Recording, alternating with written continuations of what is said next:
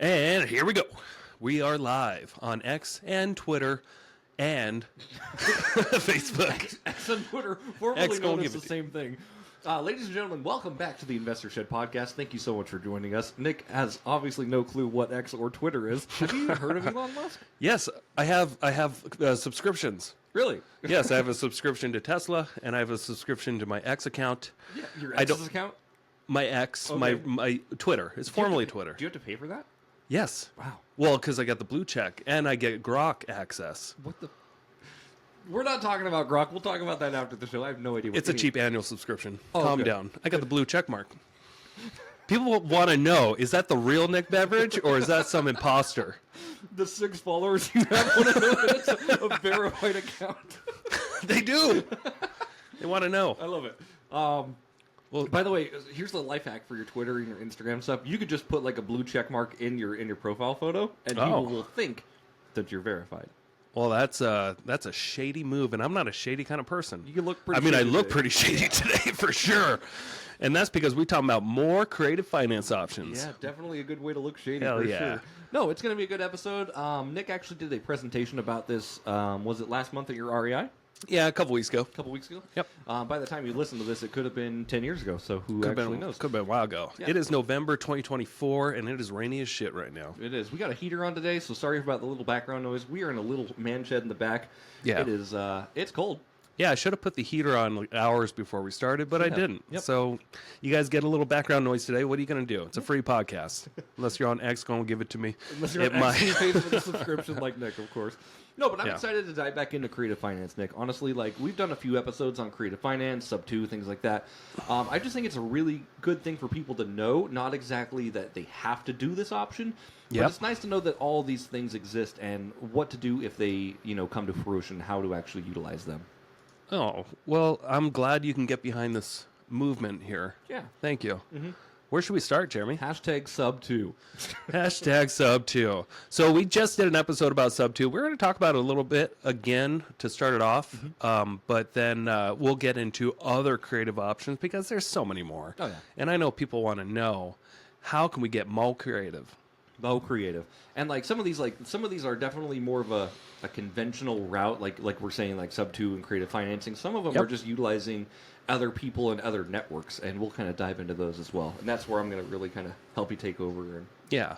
So if you are listening to the audio only of this version, I want you to stop it right now and get on YouTube. That way you can follow along with my slideshow here. actually, but you don't want have to. I want you to listen to the whole episode and then go back, because we need those metrics for people to listen. Oh, but if they've downloaded it, I don't think it matters, right? We got the download counts with the actually- audio. Sometimes people download, sometimes they don't. You can listen without downloading. Okay, fine. Yeah, we want our metrics anyway. Anyway, hey, creative financing in real estate, it's not all about sub 2, Jeremy. Really? And it's not all about seller financing, Okay. but it's mostly about those But things. those are the things you're going to be thinking. But there's so many other little things you can do within that industry of creative financing, and we're going to get into it, Jeremy. Yeah, I love so if you're following along, there's a little disclaimer here.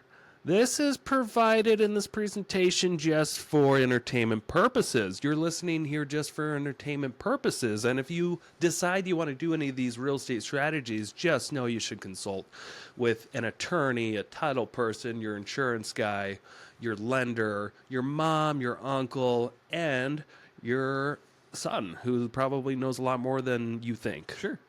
I love that you put a disclaimer in this episode, not when we talk about legal description, like legal, Oh yeah, I know. legal advice. No, I did I do have disclaimers in the YouTube and Okay, good. in the comments. Yeah, and stuff. definitely entertainment value, but definitely do your own due diligence, as you should with any real estate deal, and from anyone you hear any kind of advice from. This is like, we can claim to be experts all we want, but we're learning every single day, and we learn more and more the more we do this, and we just try to get our reps in. So. Yeah. So let's start with sub 2. Okay. And if you're wondering, okay, what is sub 2 again? What is sub 2? Sub 2, just think, screw you, bank. We're not asking your permission. We are closing on a transaction subject to an existing mortgage remaining in place. And that is a title verbiage term where the title company is going to heavily disclose, hey, this is sub to this mortgage staying in place. So it's got that little nickname. And of course, it's a shady thing, but it is not illegal. And I want to point this out that, like, specifically in Idaho, I'm sure this is in other states as well, but the Realtors, National Association of Realtors, has this document that is written up by their real estate attorneys, and it's an addendum to the purchase and sale agreement that you can use on more creative deals. It's called the RE17. It's a financial addendum, and this is for creative things like seller financing and existing loan assumptions and subject tos. Okay, I'm going to pause you right there. Is this specifically for realtors to have, like an RE17, or can anybody doing a buy-sell contract, PSA, have this? This is specific. This is just for realtors. Okay. This document was created for them. Yep. It is not to be used by anybody other, not to be used by other people, but people can use it. I mean, what are you gonna? You're not going to go to jail over this. You don't know But that. this was specifically like designed for this association and its members. Sure. Okay. If you get a copy of this and you want to use it on your contract, nobody's going to give a fuck, Right. and you can do it. It's fine. Sure. Yeah. And if you were going to do this, I'm not saying this is what you should do, but if you were, like this, Nick said, the form in Idaho is RE17. You can also just like bake the verbiage of this contract into your own contract. It doesn't have to be another legal standing piece of paper, correct? Yes. Now, here's something I want to point out too. If you are a real estate investor out there and you're working with an agent and you are asking them to help you out on these types of creative deal structures, they may tell you sub 2 is illegal or something like that, or like they don't know how to put an offer together like that. And just give them a little hint. Just say, there's an addendum that you guys have called the RE17, and there's actually a box you can check for sub 2 transactions. Do you mind pulling that out and looking it over? Yeah. And you'd be surprised, but 90% of realtors don't even really know that that's an option because they're not really taught on this form very I was going to much. say they're probably not trained on this. And that they just means- have it in their resources. Right. But if they're not trained, they're opt to not pull it out often. Yeah. Right. And I want to kind of go back to what you said earlier. You said this is a shady deal. In no way is this a shady deal. No, it's still. I'm gonna say it's still a shady type of transaction. Okay. It's just not illegal. I would say it's not a normal type of transaction. Being shady makes it sound like you're actually like doing something illegal, and it's not illegal. Shady doesn't necessarily mean illegal. I Though. agree with you. I don't think that. I just think it's not the way everybody wants something to go down. I would call that unconventional then. Right, Well, because if you're a real estate agent, just hear me out real quick. If you're a real estate agent and you're doing shady deals, and like I hear through the grapevine you're doing shady business because of that verbiage, I will no longer want to do business with you. Yeah, so I'm just saying it's shady. Nobody is out there just saying, "Hey, this is classified as shady." Like, there's no box to check. Is this a shady one? Yeah. No, it's just frowned upon because what you're doing is it's a legal maneuver where you are intentionally breaching a term on almost every real estate collateralized loan agreement out there called the due on sale clause. Yep. And again, that's exactly kind of what I wanted to dive into with that. So you're talking about the due on sale clause. Is it illegal? We'll get into that. Yeah. Let's put, because that's further along in the presentation. But let's stick on this. If you're watching at home, there's a section down here, and it's funny when I remember doing this presentation a few years ago, and the broker of Keller Williams Realty wanted to sit on our class because he didn't think that sub 2s were appropriate, and he wanted to know exactly what we were teaching. Sure. And when we broke this out, that hey, we're just going off the forums here, and that we're going to check this box. Idaho says this. There's an option instead of the seller carry, you can go to the B section, existing loans. Okay. And there's this agreement is contingent upon one box says assumption or the other box says subject to And the those are two following different loans. things, yes. Yeah. So you click the subject to. Okay. And then here's some things that you should know about an assumption too. Know the difference. With an assumption, you must apply with the existing lender, and the loan must be assumable. So it's rare outside of FHA and VA loans. Right.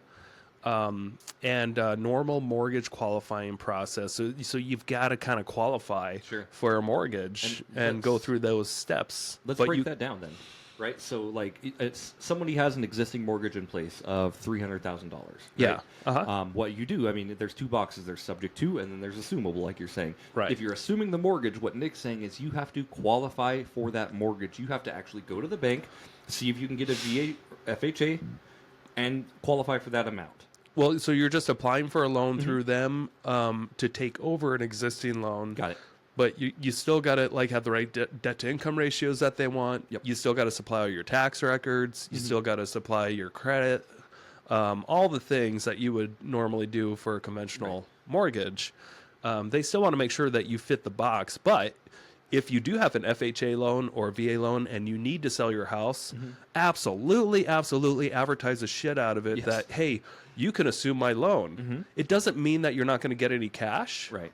It just means that somebody has the option to take over the responsibility of your existing debt if they can pay you your equity. Okay, and this particular model would not trigger a due on sale clause, correct? No. Because you are changing title, correct? No, And you're changing... you're changing. Well, ownership. you're always going to be changing title. Right. But you would be changing the person who's responsible for the loan. Yeah, okay. With a subject to, you're not getting permission from the lender. You're just doing it. The buyer simply just starts making payments on behalf of the seller. So the seller's name stays on the mortgage. Okay. And you just start making payments. I love it.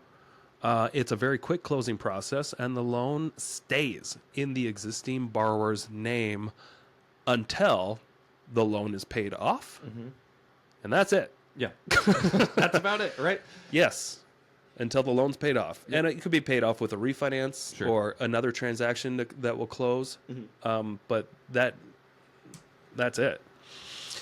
When is subject to an ideal move? This is when you have an extremely motivated seller. They're in some sort of pain. Ideally, the most common case where this is appropriate, I believe, is when they're about to get foreclosed on. Yep.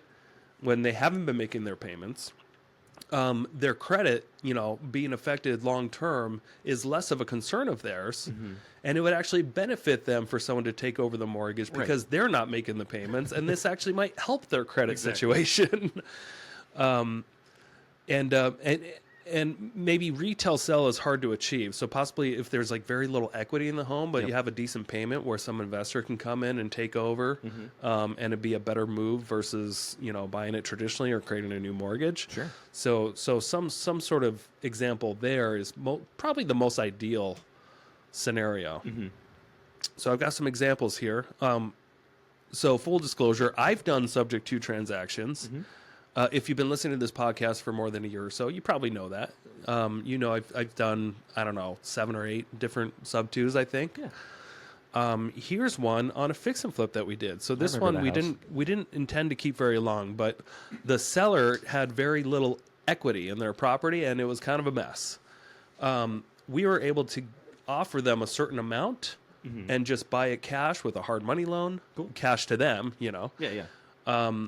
But we were able to pay them. We couldn't quite make the numbers work. They needed like another $6,000, and we were able to pay them another $6,000 if we were able to take over their mortgages subject to. Sure. So that's what we put together. We just simply took over their mortgages, and we paid them up front. Right. Oh, I'm going to go back. This is a closing statement that I have on here. It says take over loan payments. They weren't necessarily in default. We still gave them some money at closing, due from borrower. Oh, here we go. Due to seller. So the seller got a $10,000 at closing. That's the way we structured this. And then that was it. They got $10,000. Yep. They needed some money to walk away, and then they walked away from it. We fixed up the house and we sold it, and then their loan was paid off. Like, we were only on there for 6 months or so. Sure. Wasn't a big deal. Here's another example. This is a property that my business partner and I, Tyler Wagner, out of Sandpoint, bought back 5 years ago.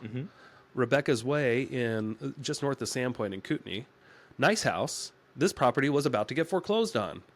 We were able to purchase it the day before it got foreclosed. How did you know it was getting foreclosed on? They told us. How do they tell you? Like, break it down a little bit. Okay, Like, yeah, how you I'll break found it this down. stuff, So I got a call from a wholesaler, or an investor, not just a wholesaler, but Sure. a high volume investor out of Boise. Okay. And he had this lead that he got. Somebody called him. The owner called him because he saw a YouTube video of like how to stop foreclosure. Sure. And he got a hold of me through some other local investor, because he couldn't really do anything in time. That the property was about to get foreclosed on in just a couple of days. Sure. And he just said, "Hey, I got this lead here. I'm not really. I wouldn't know what to do because it's a little far away. I don't know the values there. Sure. But you want it? If you can make something of it, just send me $500." Yeah. So we were able to, and it's actually right here in the closing statement: invoice to Treasure Valley Property Solutions LLC, $500. Nice. So it's right there.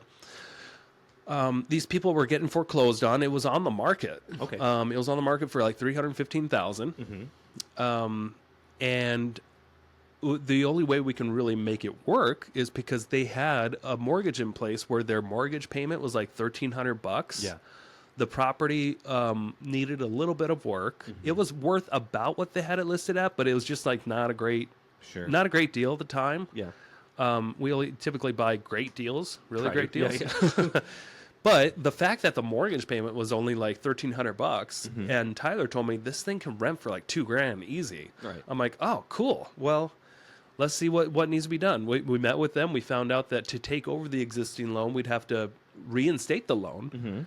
That means get it up to Pay Up to back current, pay right? back all the missed payments over the last couple of years. There was about $18,000, as you can see. I think that was 18, credited to us. 193, So I think that's the amount that we needed to reinstate the loan, get the loan caught up, back Sure. in place, cancel the foreclosure sale. Right. We did this all the day before closing. Wow. Now, we didn't have a title company initially. Obviously, you can see we closed at Pioneer Title here. Right. But initially, to purchase the property before it got foreclosed on, we had to do it with a quitclaim deed. And we sent a wire that day to the foreclosure company, the bank, basically, yeah. to stop the foreclosure sale. And we also had to do some title research that day. So we had to make sure there weren't any other liens on this property that we were going to adopt. Yeah. And there was another lien, but there wasn't a payment on it. It was through the government. It was like $60,000. But altogether, like the liens added up to, I think the liens added up to just under $300,000. Okay. So anyway, regardless, we felt comfortable moving forward. We gave them $5,000 and 1 month to move out. Okay. Because if we didn't do that, they were going to get foreclosed on the next day. Right. They were going to have a foreclosure on their record. They were going to have to find a new place to move the next day. They were going to get kicked out Right. the next day, and no money. Yeah. No money at all. So by us offering, hey, let's take over your mortgage. It's going to stay in your name. You've got to be comfortable with that, but we're going to make payments for you.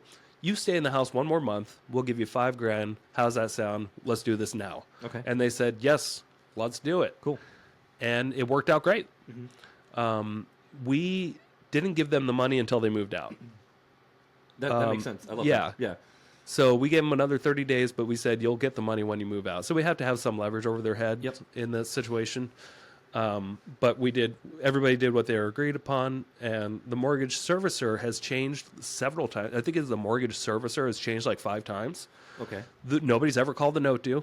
We've been making payments ever since. And this property is cash flowed every year. Awesome. And it's been a great property. And we've had it for 5 years now. It's worth, I think, $200,000 more than what we paid for it. Nice. And it was a success. Cool. And nobody's knocking at the door saying, hey, you did a sub 2, give us our money back. No, the bank wants their money every month. Right. I'm going to stop you right there. I just want to talk real quick about something. So that $60,000 government lien on there. Yeah. What happened with that? Is that still there? Did that fall off? I think it's just still there. Okay. It's just hanging out. It could fall off one day, but whether it does or doesn't, we were comfortable with the equity position we were in. Sure. So there was, it was. I'm I'm going to butcher it. I think it was an IFHA second loan or something like that. I can't remember. But it was a loan that was forgivable if they were making payments for a certain amount of time. And I don't think it was ever forgiven because they just like never made payments. Sure. Okay. Yeah. And the reason why I asked, because when you said you bought this, like you said, there wasn't a ton of equity in this particular deal. Like it was kind of a almost wash, but the payment was good. And Yeah, you went but and it also look at the house. The house was only 10 years old at the time. it looks great, absolutely. And it was a nice 2,000 square foot home, a desirable area. It had nice country views. Like we're just like, dude, this is a pretty stellar house. This is a nice house, and it's been occupied 100%. I think we've changed over the tenant a couple of times. Yeah. And we made about $15,000 in improvements. So we put in together, I think about $30,000. Yeah. We've made more than that in cash flow over the last 5 years. So we got all our money back. There's a couple $100,000 in equity. It seems like everybody won. Cool. And again, like the thing I think I'm trying to like dive into is when you bought this deal, you knew there was a $60,000 loan on it. Yes. But you still proceeded with the loan you still proceeded with the deal because you knew the deal was that good. We knew the cash flow was going to be great. Right, exactly. And that's just something when you're analyzing deals, if you see these things, like it doesn't mean no. It doesn't mean don't do it. It just means just proceed with caution and make sure that this is leveraged the way you need it to be. Yeah, and Jeremy, for the sake of this episode, you're not supposed to agree with everything. You're supposed to be telling me everything I did wrong.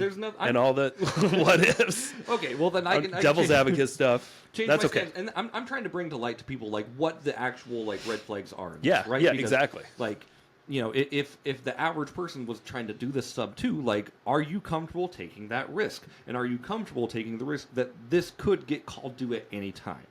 Yeah. Right. I'm not saying you. I'm saying the average person. Yeah, right? yeah. We were. Yeah. We were because we knew if it got called due, we'd have about 4 months in Idaho to figure it out. Yeah. And in 4 months, we can sell the property. Right. We already improved it. We knew that we would probably break even after real estate, closing costs and stuff. But we knew that we were going to potentially just get our money back, but it was worth the risk to have a long-term asset, nice house in an area that people wanted to live in. Yeah. Yeah. Here's another rental property I bought sub 2 that I still have, but I did refinance after just a few months. It was a short-term solution, the sub 2. This is out in Osborne, Idaho. I bought it from my ex-wife's sister, and I don't actually have... I'm sorry, I don't have the closing statement. Here, I accidentally put the wrong one. Wow. But I'll at least tell you that... I bought this property with a combination of different leverages. I was able to, she came to me, her and her ex-husband at the time, or husband at the time, now ex, and they said, hey, they can't deal with the stress of having a rental anymore. It was a rental property for them. Okay. There was really nothing wrong with the house itself. The wife had high anxiety.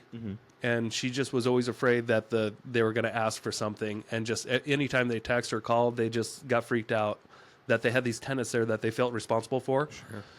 Sure. And when they brought it to me to purchase, they said, hey, would you buy this? We know you're an investor. And I said, I mean, I would, but you'll get more if I put it on the market and sell it than what I can pay. I'm like, I always have to get a discount. Right. And it's got a cash flow. And it's got a cash flow.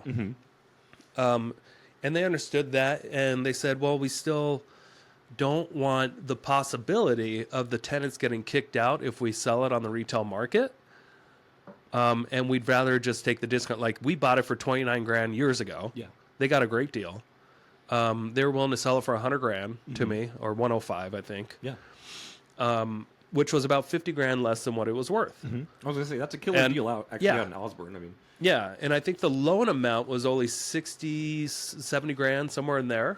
So I had to come up with about $30,000 to close on it and still take it over subject to. So I went to another lady that has lent me money in the past that just likes to get a return on her cash. Yeah. And I think I paid her 10 or 12% annual returns on $30,000. It was like $300 a month. And so I said, hey, why don't you let me $30,000. I could pay it back in six to 12 months. I'm going to buy this property, and then after I let the loan season, or after I let the title season, I will refinance. I'll do a cash out refi. Okay. So I bought the property as is. The tenant stayed. the property was breaking even. It was bringing in $850 a month, and then if you added in their mortgage amount and what I was paying the lady and utilities, I think I was actually losing $100 a month. Sure. But I knew I was gaining the equity. Right. You were in a position where you could handle that for sure. Oh, I can absolutely handle a $100 loss a month on You're a right. rental because it would actually, like, just the tax benefit alone would outweigh that. Right. At the end of the year, how much I would save on my taxes just by having that. Yeah. Well, Anyway. you're a real estate professional too, so you get that. Yes. Most people still get some sort of deductions. Yeah. But you get the maximum. Yes. Yeah. So that doesn't work for everybody, but I understand how it would work in your situation there. Yep. And like, I mean, like if that was presented to me right now, where I lose $100 a month, I would consider it. Yeah. Like it would be a consideration. I'd have Okay. to just just move a couple dials around. But if you lose $100 a month and gain equity and gain a property, that's still not too shabby. Yep, exactly. So what happened was a few months later, I spent $3,000 painting the exterior of the home, just so that I wanted, that was the only thing that, like, I think an appraiser would have an issue with because it had some peeling paint on the exterior. So that was all I did. I just hired a painter. I don't think it was even $3,000, but I hired a painter to just paint the exterior. Yeah. I had it refinanced within a few months after that, after the seasoning period was over, the 6 months, and I remember it appraised for like $195,000. Nice. And so I took, I think I got a 70% loan. It was around 128, 130, the actual loan amount. It was a lower interest rate, like 4% or something like that. Nice. And then I was able to pay off the lady that lent me the money. I was able to pay off the subject to loan with a new loan. So now there's just one loan of $128,000, more than what I paid for the property. Yep. And then the extra cash that I had was just a bonus for me to go buy other things with. I got an extra $30,000 out of the deal, or 20 grand. Got an extra 20 grand out of the deal. That was all tax free. Yeah. So And it worked refinanced out. conventionally, right? You didn't do it FHA because you didn't live in the property. Right. It was a Yeah. conventional refinance, Okay. 70% loan, investor loan. Anyway, here's another example. This was very similar to the example in Sandpoint where people are about to get foreclosed on. Same thing. They were going to get foreclosed on like within a couple of days. We, instead of keeping it as a long-term rental, though, we flipped the property. We bought it on subject to. As you can see, here's the settlement statement that shows that we took over two loans. One loan was for $76,000. The other loan was for $27,000, and we paid the seller $12,500 at closing cash. So you bought a house in Post Falls for 117 grand. Is that what that says? That's correct. Bought it for $117,000. Now look at the date. This was 2017, Right, so right. this is back before Pace Morby was popular. Yep.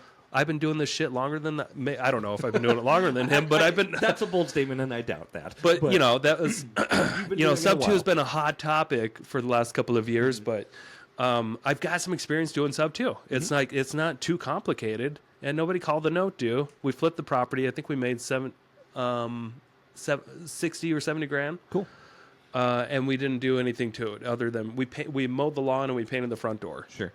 And you'll hear Pace, like, obviously Nick and I have different opinions on Pace, but you'll hear Pace say, like, this strategy has been around for literal ages. Like, since the beginning of mortgages, people have taken over other people's mortgages and just like, what if I do this? What if I, like, it's been around for a very long time. Yeah, it just hasn't been on social media until lately.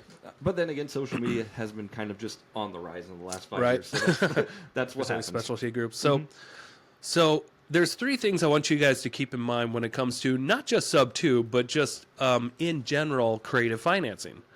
You've got the property, and who's in control of the property via a lease agreement or a deed.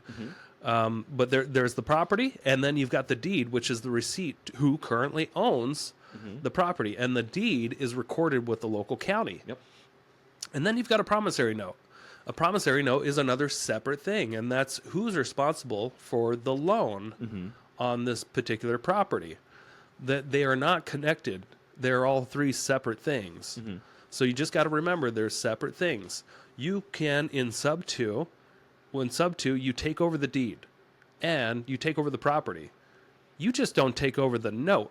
Gotcha. You don't take over the responsibility of this mortgage. You should definitely pay the mortgage, or else what the consequences of not paying a mortgage is that it's liened against the deed, which is against the property. And if you legally can prove that payments aren't being made, you can foreclose and then take control of the property. Gotcha. But if a note is being paid on, then unlikely it's going to be called due or foreclosed. Sure. And which we just explained, due on sale clause. Yep. It's a boogeyman, that's for sure, but it does happen. Yeah. It does happen. It's not in sub 2. I've heard at least 4 different times, 4 different scenarios where people have been, the note has been called due and they had to figure out something. Especially, I mean, we've had previous episodes. Mike DeHaan definitely comes to mind where he had some notes due. Yeah. But it is a thing that does happen, and if the bank, it really depends on the bank and their stress levels. I think when a due and sell clause is due, typically, like what you said, if a mortgage is being paid, Yep. typically. Typically. This is why we're saying, like, this is education purposes on the show. Typically, if the mortgage is being paid, they don't really care. Sometimes they just don't want to see people succeed, and they want to, get what they think they deserve. Yeah, and that's I think it's better instead of speculating on their how they feel about it. I think it's more just what's their incentive. Sure. And everybody has some sort of incentive. And if a mortgage is being paid on, it's not necessarily in their best interest to spend all the money to foreclose just to prove a point. Right. That, hey, you violated this term. Now we're going to put ourselves in financial harm. Yep. By foreclosing on a property that may have no equity, or Right. There's just they're not in the business of capturing real estate. They're in the business of capturing that monthly servicing fee, fee. Yeah. And that's what they want. There's servicing value. There's investors, and there's servicing companies, and they don't want to screw up that web of everybody getting paid. Sure. And you can screw up that web by calling a note due, and now you have this asset that went bad, and it tarnishes your reputation. Yep. And all that stuff. So it's not in the bank's best interest, really rarely ever, to call a note due. But sometimes it is. Sometimes they see that, this isn't something that we want long term, or it's a government that's involved, like Idaho Housing. Yeah. If there's a conventional loan out there that also is entangled with an Idaho Housing second, and the Idaho Housing sees that there's been a change on title, they will call the note due because the government can care less if they make money or not. Yeah. They want everyone to fit a box. Yeah. Fall in line. And that's the beauty about capitalism. In capitalism, it's all about incentive. Like, hey, are we making money or not? Does that make sense? Yeah, it makes sense. But again, just like since I don't work in banking, I have no idea why one would be called due if it's being paid. Right. Yeah. Yeah. And that's and that's why sub 2 has become such a strategy that is cannot be totally banked on. Yeah. I like it. But a lot of confidence that should have backup plans. Right. All right. Seller financing. We're moving on from sub 2. Any questions about sub 2, Jeremy? Before we move I just on? think we have different opinions again on Pace and what he does. If you have any questions about sub 2, obviously Nick is a great resource, but there are other people who do this for a living who have tons of information. The only thing I will say about that is, like, if you decide to join any program or membership, go through the program. Don't just go through the first day. Yeah. And start doing this, because then you're going to muck something up really bad. Like, this is a very delicate strategy, and I think it needs to be proceeded on by professionals doing this at a full time. Here's what I don't like about Pace and his community and his movement. It's become so radicalized and such a main strategy where you're just seeing it all over the country, and people are doing it. People, instead of closing on these properties. Hey, quick commercial break here. Thank you so much for listening to this podcast. I really do appreciate it. If you want to give back, let me help you buy a house, or I can help you sell a house. It's the only way I make money when I'm not investing in real estate.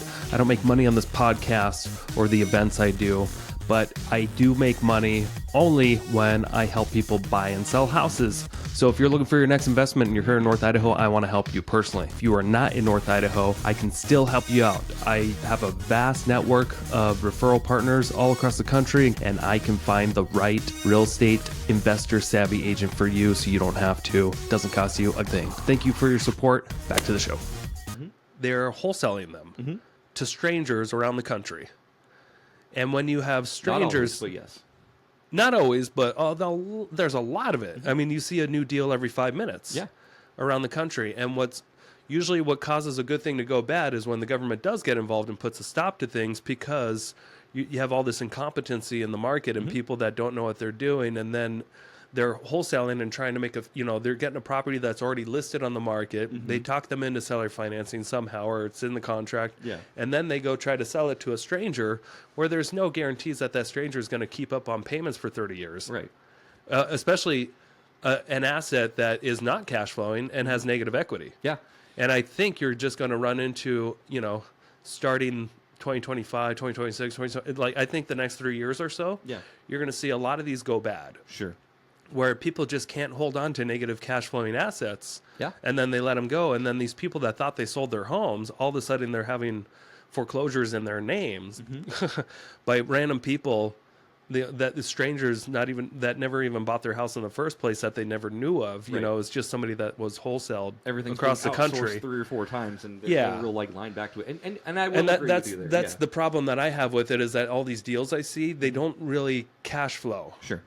And if they don't cash flow long term, I think people are going to eventually just let them go. And then who's ultimately in a sub 2 is at fault when things default. Sure. And that's whoever's responsible for the mortgage. Absolutely. And it could be somebody who thought they sold their home 2 years ago. Yeah. And then all of a sudden it's in foreclosure, and their credit is at risk, and they're getting judgments in the mail. Yep. And they owe people money again. Sure. I don't think it's going to be a good thing. And I think it's eventually, I'm just guessing, I think it will eventually become illegal. Yeah, and it very well could be. Like, time will tell on that for sure. And the thing you're talking about, too, is kind of the thing I alluded to as well, just saying, like, with that community specifically, I think there is a lot of jumping the gun, and people, like, excited to be in real estate, excited to do a thing, like, oh, I talked to my neighbor, I'm able to do this deal. And they don't really understand how the deal works. Yeah, and that's why broke people should stay broke. Right. And they should stay out of real estate, and they should just go work at Taco Bell. Go make the chalupas. And stay out of real estate, because you're going to fuck it up for everybody.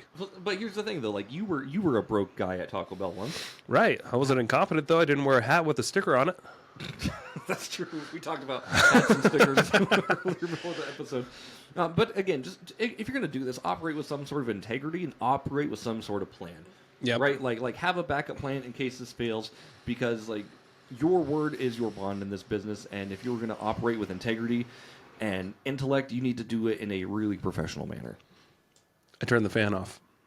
Now it's really we should have better audio. What do you think? Is it cold, or is it all right? It's fine. Welcome to episode hour 1 of the podcast, where the audio finally gets better. All right. Seller financing. Let's move on from sub 2. Yeah. This is something that I think a lot of people at this point understand, but maybe you don't. It's a very simple. This is so much more simple than sub 2. Sub 2 is a little complicated. This is simply just where a seller of a property, an owner of a property, just becomes the bank. Yep. The title, the deed to the property is transferred. Yes.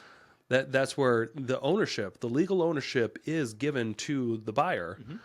And the buyer doesn't give all the money or go get a separate loan to the seller. And the seller just starts getting payments. Yep. And the seller has a lien against the property. All of a sudden, the seller just becomes acting as a bank. Yep. Everything the bank would do, a seller in a seller financing situation does. Yes.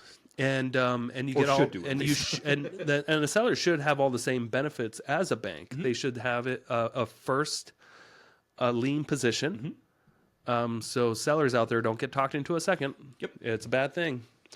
And you should get payments regularly at some sort of predetermined interest rate, and there should be a predetermined date that the loan will mature or be called due. A lot of seller financing notes are typically amortized over 30 years, but they have a balloon payment within 5 or 10. Or you can be amortized over 30. It's everything is negotiable Right. with seller financing. Why would a seller typically have a balloon payment after 5 or 10? Because they just want to be, they can't stand the fact of actually being in a 30-year commitment. Sure. And they want, it's a way for a buyer to get in and build some equity over time. And then at a certain point, like, hey, refinance the loan. I want the rest of my money in 5 or 10 years because in 5 or 10 years, that's where you're going to get the most return on your investment anyway. So you can have Typically. you can have a loan amortized over 30 years and a balloon at 5 at the same time? Yes. Yeah. So the payments would be stretched out as if it was a 30-year loan. Got it. Yeah, because if you had a 5-year loan on a property, just think of how massive that your payment payments would be. huge. Yeah. It depending on the price, Yeah. I think that's always been a concept that's been like weird in my head about like, oh, you can amortize it over 30 years, but the balloon is in 5 to 10. And it makes sense now that you're talking about it, but just that's always been something that's been a disconnect in my mind. It just keeps the payments down. Yeah. That's it. Yeah. So basically you're acting as if this were a 30-year mortgage or note. Yep. And it's, paid off in 5 or 10, which is when you'd refi at that point. Yeah, which Cool. just, Or so. in 5 or 10 years that you still owe a balance. You still may owe, if it's a $200,000 property, you may still owe 120, 130 grand in 5, in 10 years. Maybe 160. Maybe a lot more. I don't know. I can't think of it off the top of my head, but you just at that point, you should be able to refinance the property with a regular lender, and replace that seller. Yes. Because if you are making payments for 5 or 10 years, with the economy typically, appreciating for the most part, and with the loan being paid down over time, there gets a point where if you have a 30% equity position in your property, if property is worth 100 grand and you owe 70,000 on it, it should be easy enough to go get a mortgage and not have to come up with a down payment. Right. And a lender can just take over for that seller. The seller can get cashed out and go have a good day. Yep. That's typical. That makes sense for a lot of people. And who specifically would that make sense for, like doing some kind of seller finance? Well, let's get into some examples, shall we? Let's do it. This is a property that I was at this morning. It's a fix and flip that we just finished up. I have a house cleaner coming there today. And I bought it from an investor on seller financing for $250,000. Okay. I think they bought the house for like $219 or something like that. They bought it at an auction. Cool. And so and their Were they an investors. investor too? Yep. Yeah, okay. Another investor. And I gave them 10% down, 25 grand. So I think they recouped. I don't know if they recouped there, but I don't know. I think they paid cash. Yeah. But I gave them 25,000 down, so 10%, which gives some skin in the game. And then we actually did a 10% interest only annual loan. Cool. Where I think my payments are around $1,800 or so. And it was, and also I think I paid them 2 points to put the loan together. Cool. And I said if I need longer than a year, that's fine. But we just did it for a year, and they knew it was going to be a fix and flip. And I came up with the cash for the renovation with credit cards and equity lines and that kind of stuff. But pretty simple. Here it is: sale price of the property. And as you can see, there's still the loan amount. It's still, even though it's going to a seller, it still looks just like if you're getting a normal loan. There's home insurance. There's the long-term escrow fee. So the servicer is actually the title company that we closed at. Yeah. So they're the ones that are collecting the payments online and then paying the seller. So I don't have to deal directly with the seller. The seller doesn't have to deal directly with me. And there's a recorded lien against the property. If I didn't make payments, they could potentially foreclose after a certain period. Sure. It's set up just like a normal loan, but it was easy for the seller to just decide, yeah, let's just do this. And we were able to close in like 10 days. Nice. And speaking about like this and title companies specifically, if you are selling a home on seller finance, you should absolutely use a third-party processor. Yes. Use a title company, use somebody who actually knows what they're doing and how to set up these kind of statements, and make it so you don't have to chase money, and if they don't pay you, like it falls in line. I would definitely recommend using a professional. Yeah. loan servicing company. Now, here's another reason why it's easier to do seller financing typically than to get a new loan. The seller already knew all about this property. Okay. So they didn't need an appraisal. They didn't need to research the property. Sure. They already knew all about it. So they were comfortable giving a loan for $225,000 on a property they bought for like $5,000 less than that, I think. And they got 10 grand down, and they knew the only thing that I was going to do to it was to pump money into it, my own cash, and improve the value. Right now, it's worth about 450 grand. So they have a loan for 225. If I just stopped making payments, or if I died, or like just totally screwed this up, they can take the property back in much better condition, and the loan is only 225. So their exposure is very small. Sure. And if you saw on the video, I just pulled out my phone. I was doing calculator real quick. Yeah. I wanted to see, so 225, and you gave him 10% annual interest or 10% annual interest only payments, correct? Yeah. So your payments are $1,875 a month, correct? That sounds about right. Yeah. Yeah. Cool. That's not terrible. How long have you had the property? We've had it since the closing date was August 21st. Okay. So, and just doing quick math here, right? So you've had it for 3 months. It's going on the market. We're going to take photos on Monday. So hopefully you'd be selling it within 30 to 60 days. Yep. Hypothetically, of course. So you're having 5 months of interest payments at $1,875. Yep. Let's round up to 10 grand of holding costs. Sure. Yeah. That's not bad. How much are you selling it for? Probably 450. Great. Yeah. Yeah. You want me to cut holes in this, but that's a damn good strategy. I got nothing. I mean, if this was your parents, what would they say? Okay, well, this isn't your parent. This isn't my parents' show. My parents don't. Anyone who knows investing, you have to have some sort of risk in order. Yeah. That's what investing is. So here's the risk. When I went to purchase it, we didn't have good comps. So some investors out there thought that this was only worth about $375 after repair value. Okay. I knew that it had a stronger ARV based off the location than other investors. Close to a hospital, right? Yep, real close to the hospital. And there was a comp that sold nearby that actually brought the comps in the neighborhood down a little bit. Okay. But I knew why. I knew it was a rental property. It was a divorce situation. So I had a little insider info that this was just one oddball comp that kind of brought everything down. And then while we've been in escrow, a comp down the street sold a house that's all fixed up, similar to ours. It sold for like $470. Same size and everything. Same size. Cool. Ours is better though. Ours is newer. Our kitchen looks bigger and nicer. Like we're better than that. And I know we're going to be like 20 grand under price when we go to sell it for $449. How much? I knew the property was worth at least $400. I just knew that based off my experience being a real estate agent, knowing that particular area of town and the condition. I knew what I was going to do to the house. I knew how I was going to make it better, because right now it had like a small little stupid galley kitchen, and I knew I can easily open it all up and move the washer and dryer to a different location in the house. Sure. And I knew I was going to be able to make it look great. Sure. Was this a heavy renovation or a light renovation? Yeah, it was kind of a heavy. I mean, we spent probably 60, 70 grand on the reno. Okay. So and I think we budgeted more like 50. It probably went 15 grand over or so. But we made nicer finishes. We rebuilt the garage in the back. Did a new roof, all new kitchen, all new bathroom, all new flooring.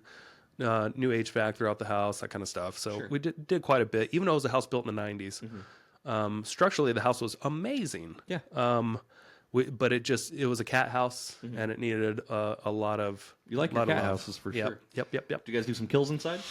Oh, not just that. I got the deodorizer out this morning too, the ozone machine. I love those. So we did kills, ozone machine. We had to do a lot of that. Sure. So I'm just writing down some base numbers on this. So your loan amount was $225, but you actually paid $250 for it. So $250 plus $70, you're at $320 plus 10 grand of holding costs, $330. So, and you're going to be selling it for $450. Probably, yeah. After closing costs, I mean, still we pretty should. Good. I mean, we should make about 90 to 100 grand. I think. Cool. Yeah.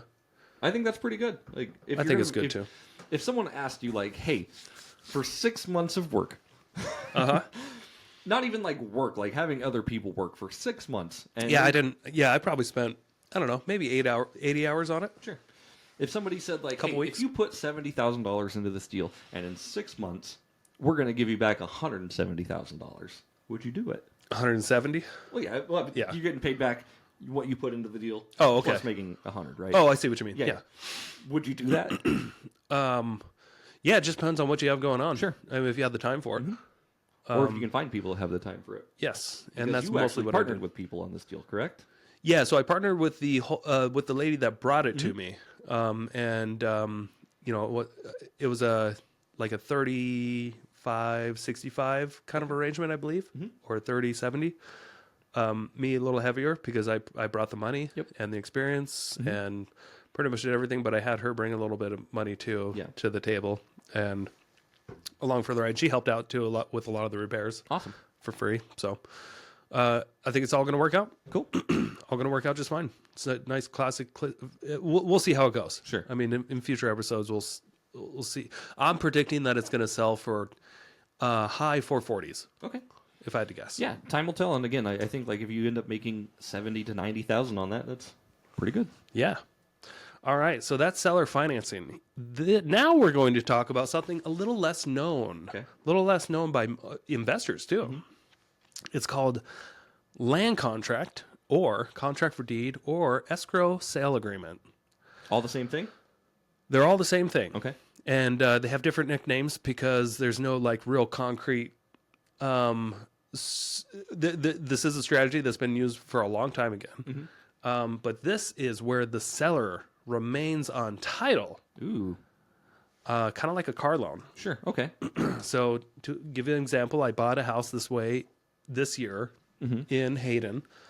And how it works is that you take control of the property and you have an escrow sale agreement that is recorded with the county. So I have a lien against the property as long as I'm making payments and I pay off the loan, then I will get the deed. Gotcha. So it does kind of work like you said, like a Yes. car payment, right? Yep. So remember the three things? There's the loan agreement, there's the deed, there's the promissory house, the house, the deed, and the note. I've got the note, Okay. I've got the house, I don't have the deed, but I have the note recorded against the deed. Okay. So I basically am first position, Yeah. even though it technically the owner on record is still the lady that sold it to me. However, I have complete control of the property, and in the IRS eyes, I bought this property. Right. I own it. I get all the depreciation. So if the IRS says that this is a transaction that I purchased and I get all the tax benefits, I think it's legit. Sure. You know? Yeah. So the IRS sees an escrow sale agreement as a property that you did buy. You're not just renting it. Yeah. You are making payments on it. Now, it's a smooth foreclosure process Okay. if I default on the loan. Sure. There is no foreclosure. Right. They just cancel the escrow sale. Now, there's a process. I have to be late like more than 3 months Right. in order for that to happen. You have to really dick around to make that Yep. happen. And I'm not making payments directly to this lady. I'm paying an escrow company. Yep. And the escrow company already has instructions on how to handle canceling the sale if payments aren't being made. Cool. So it's easier for the seller to not have to go through a lengthy judicial foreclosure process Sure. if the buyer defaults. Okay. And I was going to ask, what is the actual benefit of a seller doing this type of transaction?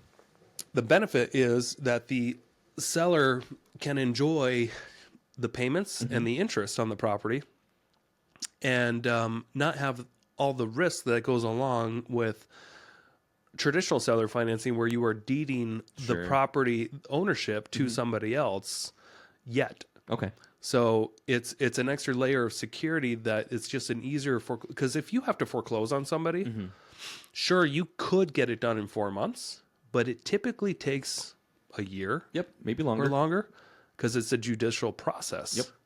Yep. It requires, it requires the courts, Yep. and it's never speedy. No. Even though it can be. It can be, but if but you have like- somebody who's like, like kind of going against the grain, like somebody Yeah. could potentially in that situation, like they're gonna file for their continuances, they're gonna get their paperwork in a little bit late, and like just do everything they can to delay Yeah. the transaction, which You can claim happen bankruptcy anywhere. and kick it down the road. Mhm. That happens a lot. Yep. I've seen that a lot where people they're about to get foreclosed on and then they claim bankruptcy. They file for bankruptcy and then pause. Pause. Sorry, we can't foreclose. They claim bankruptcy. They have to review everything. It doesn't mean that they can never foreclose. It just delays the process. So, and then you'll have all these redemptive rights too. Okay. When you get about to get foreclosed on. So if you can catch them. So anyway, it's just it works just like a car loan. Sure. Think about it. When you get a car, you don't have the pink slip. You don't get the title in the mail until you pay that loan. Yep. Until you pay that loan off. And then but you still get to enjoy the car. Yeah. You can still sell the car. You can rent it out. Yeah. You have all the same benefits as having that title, Sure. typically, as you would if you have a loan against it. That makes sense. And then so when you pay that off, what happens is, title escrow, they actually service the note in order to make it so you are on the deed then, correct? Once I pay off the note. Once you paid off. Yeah. Yeah. So once I pay off once I make all my payments, then I get the title. Yeah. I get the deed in my name. This particular transaction was amortized over 30 years, and it's a 30-year sale agreement. Okay. There's no balloon, Sure. and it's at 5% interest rate. Not bad. And I'm cash flowing on this property currently. Yeah. Quite a bit, aren't you? Quite a bit. I mean, I'm cheating. It's I'm dealing with an insurance company that's Right. renting it out to people short term. Yeah. Yeah. At my payment's $2,300 a month, plus utilities. You got a 3-car garage and everything there? Yep. It's a nice, little house. nice house. I did spend about 15 grand updating it, painted the inside, painted the outside, redid all the hardware throughout the house, redid the kitchen countertops. Make it look like a good rental, Yeah. basically. Made it look pretty nice. Yeah. So I'm enjoying an easy. It was just it wasn't a home run, Right. but I got on base. So you're in control of the property on this one. If you needed to refinance for whatever reason, are you able to do that? Sure, but I'll probably have to bring some cash down. Yeah. Yeah. So I bought the property for $435,000. It's worth about $475. Sure. Well, a little bit of equity. So there's a little bit of equity in it now. It was probably worth about $450 when I purchased it, and then I did the repairs about $15,000, probably up the value by about $25. Sure. So So that's I've got not a the little bit of strategy sweat for this equity, one, and I right? had a little bit of a acquisition equity. But I'm a long way from refinancing. Right. That's not your plan with this one. That's kind of what I was going No, at. no, I've already got a 5% interest rate. Right. Why would Yeah, you? the plan for this property is to have an easy turnkey rental in a great location that will build equity over time, but more importantly, it will reduce my taxable income. Yep. And save me quite a bit on my taxes every year. Cool. Yeah. So it's all with me. It's all about annually how much money am I making and saving. Sure. How would you pitch this? Like, obviously, I think the seller came to you kind of with this one, correct? Yeah. Yeah. Yeah. The seller. Yep. How would you pitch this in the wild? Like, if you were just having conversations about real estate, what conversation would you have that would get you here? If I wanted to buy or sell or help somebody make this decision. If you wanted to buy. If I wanted to buy, yeah. So I would ask the seller what they plan on doing with the money. And if they say something like, "Oh, I'm just going to put it in a CD funds or something like that and make 3%," like how would you like it if I just make you payments at 5%? Yeah. You know, and you have a first position lien against the house. So that's. Or, I probably necessarily wouldn't initially pitch a contract for deed if I was a buyer. Sure. But if I was advising a seller, I definitely would. If a seller is willing to do seller financing, be like, hey, have you ever heard of a land contract or seller, contract for deed? Okay. That way you don't get in a position where if somebody does they can't make payments anymore, it's not going to be a lengthy foreclosure process, and you don't want to go like a year without income on a property, which can easily happen. I've seen it happen a lot. Yeah. So anyway, probably more with land Sure. than a house, but The lady that sold this to me, she knew what she was doing. Right. She was setting up a retirement, like consistent income for her daughter, Right. long term. She older lady. She's been doing this since I think the late '80s or early '90s. She said. And the cool thing is, like, the next time she wants to sell a property, she's going to come right back to me. Yes. Because she saw what I made did it with an easy this, transaction and she's for like, "That's awesome." Yeah, and like breaking this down for the lady who sold this, right? So she's getting the 5% interest, which all goes to her. Doesn't Yes. go to like any note processing. Doesn't go to any third party bank. And then she gets a little because you're paying. It's 30 years amortized, correct? It's just a 30-year loan. 30-year loan. Okay. Yep, it's amortized and there's no balloon. Right. Right. Okay. So she's getting, So I have the 30, loan payment. 30 years to pay this off. How much is her loan payment? Do you know? She's getting $2,300, like 2,302 or something like that. Okay. Yeah, So and you're it was actually like a 31-year loan. Okay. She wanted to make it so it was like an even $23 a month, $2,300 a month. okay. So she's making a little bit off the loan amount every month, and then a little bit off the interest, correct? Well, she's making all of it because she owns it free and clear. There's no okay. other. Yeah. I So thought there she's was getting $2,300 a month, and if I made minimum payments for the whole loan, I'm paying her like $850,000. Yeah. That makes So sense. so she's selling the house instead of getting $450,000 if she put it on the market and then paying agents and really getting $430,000, and then she's got to take that $430,000 and reinvest it somewhere. She's just going to get 5% instantly. Sure. And instead of asking for 6 or 7%, she asked for 5. You may be asking why. I think she made a smart move, and it took me a while to figure this out. Yeah. If she asked for 7%, percent I'd probably have this thing paid off within a couple of years, and then she'd it'd have be to figure out. higher debt for you to be like, okay, this thing's kind of eating away. Yeah, it's right? not going to really cash flow, and then she'd have this problem of, okay, where do I put my money again? Right. By offering something, a couple percentage points lower than what the banks have, but it's also higher than if she just threw it in a CD, long term. Yeah. She probably knows to herself that it's unlikely at 5% that he'll probably want to pay this off right away. This could last at least, 10, 20, 30 years. There's a sweet spot there for sure. Yeah. Right. So if bank interest rates are 7%, right? Like if you're a seller, you don't want to charge what the bank's doing because someone could just go to the bank and do it. There's no benefit for it anymore. And maybe they need it up front, but like it's a short-term solution. She wanted a long-term solution. Yep. And I think it was very, like, she understood what she was doing. Sure. Like it probably, if rates went down to 4%, it still may not be worth going to refinance. Yeah. To try to save 1% with all the refinancing fees and costs and stuff like that. Yeah. And it probably won't go down that low on an investment property. Is this something where you could renegotiate? And I'm not saying this is your plan, but like, say interest rates drop, commercially or conventionally. Yeah. Say they drop down to 3, which I doubt it.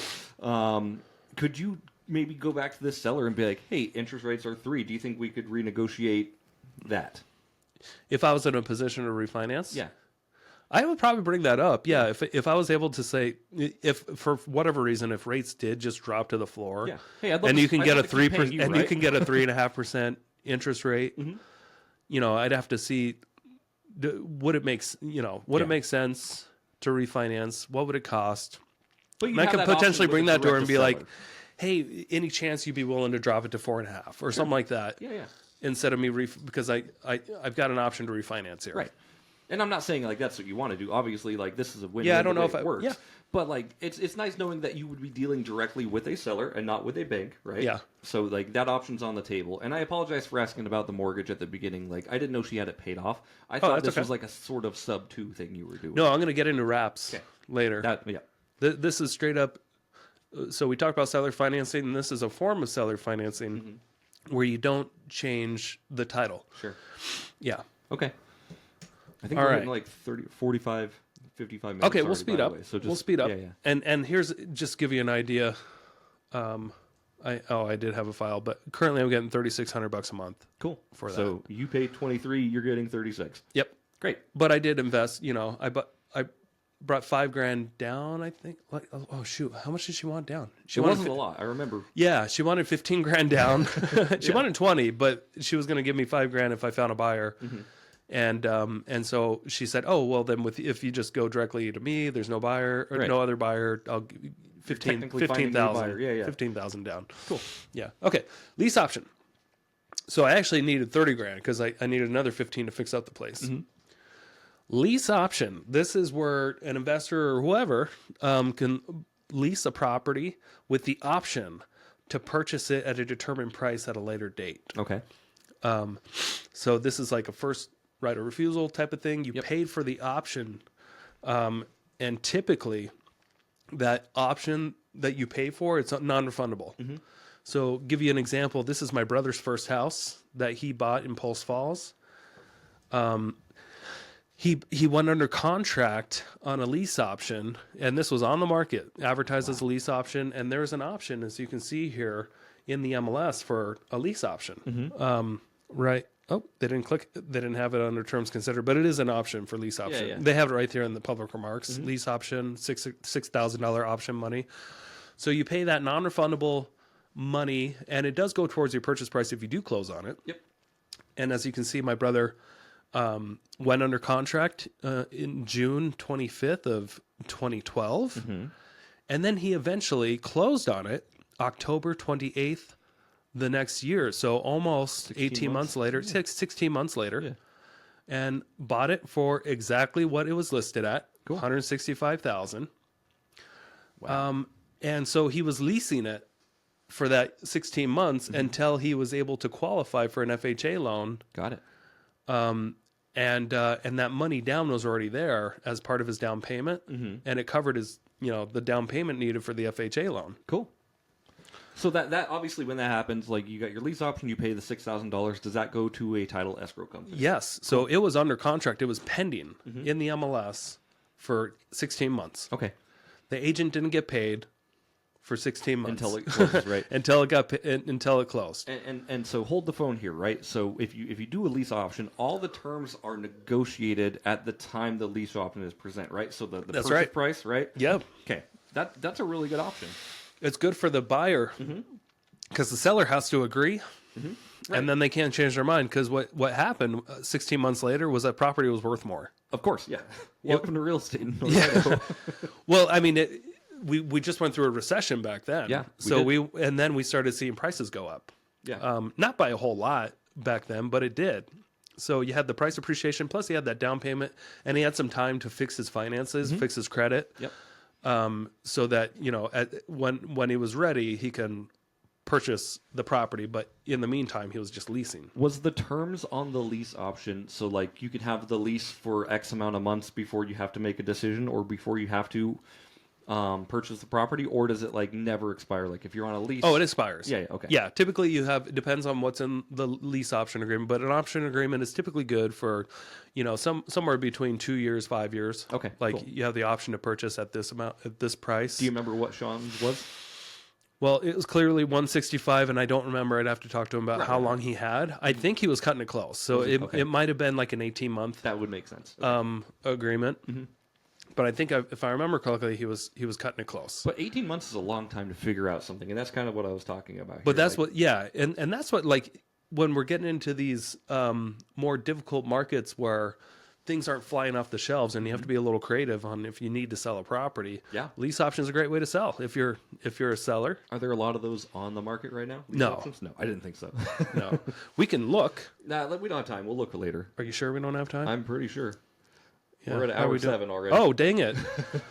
Let's blow through these. Okay. Okay, sorry. Or we can do a part 2 of this too, if you'd like. No, we're in the last couple. Okay. So anyway, a few years later, he sold it for $475, made a lot of money. Great. Good job, Sean. Wraparound mortgage. This is a form of seller financing where the new mortgage is wrapped around an existing mortgage. Okay. So this is where a seller basically does sub-2 on their own. A seller keeps the property, or sorry, the seller keeps the mortgage sub-2 in their name, and they do seller financing, but they still have a mortgage, and they just maybe mark it up higher. Sure. Okay. So let's say you owe $100,000 on a house that's worth $300,000, and your payments are $1,000. Yeah. You can sell on seller financing for, let's say, $300,000. You collect 20 grand down. You sell the house. The title changes, Right. and you're doing seller financing, but you never pay off the 100 grand. Gotcha. And you're collecting, maybe $2 grand a month to pay your 1,000. Yeah. And you make 1,000 in between. Cool. Just like a middleman. I like it. Yep. So that's a wrap. Cool. And then there's private money lenders. These are this is where you can borrow money from individuals, friends, family, rather than traditional lenders. Yeah. And this is a great way to acquire properties. 100%. That's how most investors, it's Yeah. either hard money, which we'll talk about real quick, but like, or private money, or a combination of both. Yeah, you just simply ask friends or family, and you'd be surprised how many people out there have money that they don't tell you about. Right. And I know like this isn't the way to get rich in real estate, but this is honestly like the more I do it, like this is like my preferred strategy. Like I love Very just easy. putting my money into a deal and like getting a return, and then I like taking that return and putting it back into a bigger We just deal. did a deal where how much were your returns on a 6-month For the priest river for one? your IRA made how Oh, much money? How much returns? It made 30% returns. I mean, I only put 13 grand. Yeah. But I'm making 15 in 2 months. Like Still. I'm making 2 grand in 6 months, tax free. Yep, it's all tax-free growth. You're, unless you invest in Tesla, you're not going to get that in the stock market. Just kidding. Which we'll put an asterisk there because you only joking. make money in the stock market If when you sell. If you sell, correct. Yes. Yes. It's all hypothetical gains at that point. Okay, next form, hard money loans. We've have a whole episode on this. I would We recommend talk about checking this it a lot. out. We also do hard money brokering too. So, Yep. yeah. Yep. We have this option if you guys are looking for a hard money loan. These are traditionally, these are for burrs or flips. Not really a great source for any other type of property. Yeah. But something more short term. They're not higher, to live in. Higher they're not interest to do any rate. of that. Yeah, you can live in it, but they're very unregulated loans. They've got to be for commercial use. They can still be a house Sure. that you're going to fix up and flip or fix up and refinance. Investment purposes. But you can't live in the house. But they don't, like, typically hard money lenders, they're not going to scrutinize your taxes or anything like that. They're just going to look at the property. Does it make sense? Do you have enough down? Are they going to be in a good equity position? Are you getting a high discount? Can you use maybe a cross collateral, which is in the next slide. Right. And what's cool about like hard money, we're going to sit on that just for a second here. Like that's a different, really creative way to kind of get into a deal because hard money lenders and private money lenders, they can typically come with your rehab budget as well. So don't just think about the purchase price. Think about everything else you need to be doing with this property. And we can try to Bump wrap up that that all ARV. up into a nice little package for you and get you like draw payments or anything like that too. So Yeah. to keep your property moving, keep your project We want moving. to bump up that ARV so that LTV can look sweet EET. I love it. All right. And then there's equity partners. This is instead of your friends and family just loaning you money, this is where your friends and family can maybe buy in equity positions. So like you give them like a 20% stake in the profits of a certain, hey, give me 200 grand and I'll give you 20% of the profits. Yeah. That's an equity partner. And I just put into a deal like this where I'm doing this with another investor. Okay. Yeah. Cool. So I put in $60K and he's giving me 15% annualized returns plus 1% ownership of an RV park. Yeah. Pretty cool. Now with equity partners, everything is negotiable. Yep. There's so like the possibilities are endless as far as like what you can negotiate. It's all about your negotiation, but basically people are paying to be in your deal and get a percentage of the ownership of the deal. Sure. And I would say, like, if you're trying to find equity partners, like, there's a few different ways to source this. There's 501, A, B, C class type things. Just make sure you're following the legal guidelines. Again, this is entertainment value only. But make sure you are funding and collecting capital in a way that makes sense and is compliant. Yeah. So you may be wondering, what's the difference between this and just like private money lenders? The difference is with a private money lender, somebody's giving you some money to use for a deal with a predetermined interest rate, and they know what they're going to get paid based off a certain amount of time that it's in the deal. With an equity partner, they don't know what they're going to get paid other than a percentage, a And we've done deals percentage like that of too. profits. So that's the big deal. The difference is, one, equity partner will make a percentage of profits or losses. The private money lender will make a percentage of what you guys agreed on of the amount of money that they're lending you. Yeah. And we actually used a combination of this strategy on our last Priest River one where I used my IRA. I was a private money lender with a predetermined outcome, and you were an equity partner. That's right. Yeah. Yes. Not using your IRA, but you were an equity partner. used in a both. Deal. We used both. Yeah, exactly. So these investors just needed capital, and we provided it for them. And they got a hard money loan. And they got a hard money loan. So we used all those. And I think they use that. They also use this strategy too for that loan because they also got a cross collateral loan on a property that they own next door. Cool. Yep. To make it happen. So HELOCs, cross collateral. This is where you're using equity from a property that you currently own as your down payment or to help make a lender feel more comfortable. Yeah. And this is all stuff like, again, like I use a big combination of these in my real estate investing. Like sometimes I invest with my HELOC, sometimes I invest. Yeah. And it's just, if you're going to be using this kind of thing, obviously like HELOC, I would wager caution when using the equity in your primary home, unless you know the people and you know the outcome. Yeah. And I should actually stress, I think I made a mistake with this slide. It should be two different slides. HELOCs and cross collateral, those are two different things. Sure. Cross collateral is like you own property that has equity and you're given some extra collateral to firm up the loan. Yep. A HELOC is like just another source of like, it's like a credit card. Right. Like a line of credit, basically. Like actual cash that you can bring. And then final one, this is for the real estate agents out there. You can use your commissions. Yeah. And you can ask for higher commissions. So if you're working directly with the seller or a property that's on the market, you can always ask for a bigger commission and use that towards the deal. I've done it. And just expand your mind if you're a real estate agent about the potential opportunities that you can use with your commission, because your commission could be credited towards the buyer or the seller. Yep. So you could use it you don't just have to wait for it to get reimbursed. Right.